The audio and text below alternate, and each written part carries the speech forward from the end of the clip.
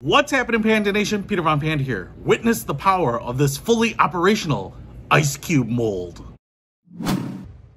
So this is how they come. A two-pair, 2 Death Stars. So you have from A New Hope and Return of the Jedi.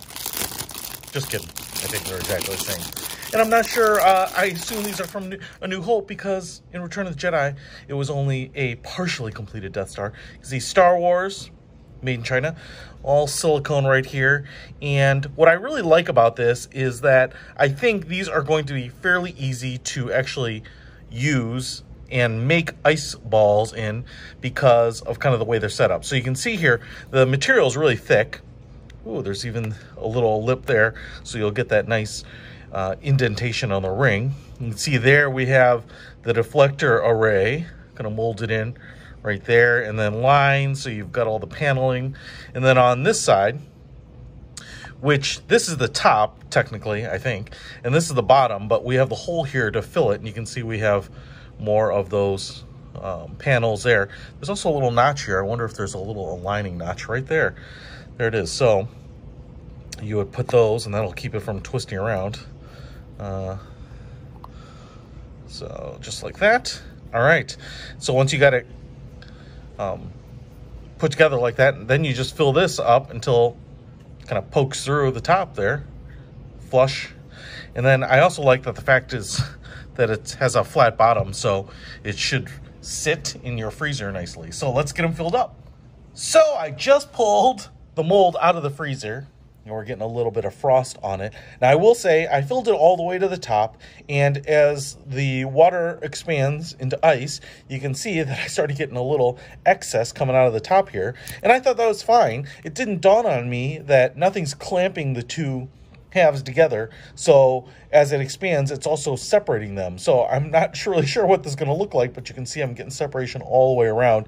So I guess the suggestion might be to not fill it all the way to the top, leave a little bit of an air pocket there. And in fact, if it's a little short, you know, the Death Star has a little flat top, that's probably not a problem, but it's probably going to expand a decent amount. So now let's just open it up and see what it looks like, despite the fact that this was a suboptimal freezing.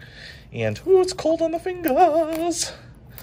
And I have heard that you can hit this with some water on the outside, make it a little easier to get out. And see, you get a little Death Star top there, and you can see where it got into the seam a little bit as it started pulling away and the water started flowing in there.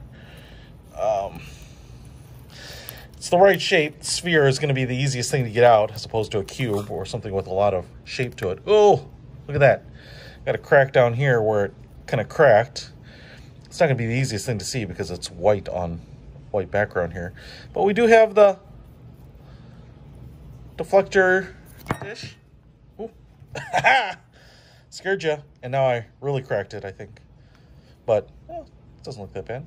You could trim off this edge where I froze it too much, but I'll tell you what, you know, it's pretty cool. I didn't get anything stuck in there, and you can see all the little panels.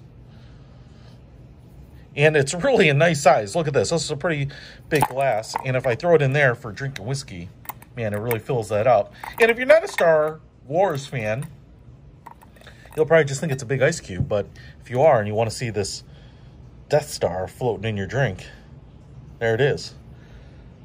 Pretty awesome. I dig it. Hey, if you want to pick this little bad boy up, you certainly can. I think it was like $9 for the pair of molds. And I got them on Amazon. I'll put a link to them in the description below. Peter Von Panda. Out.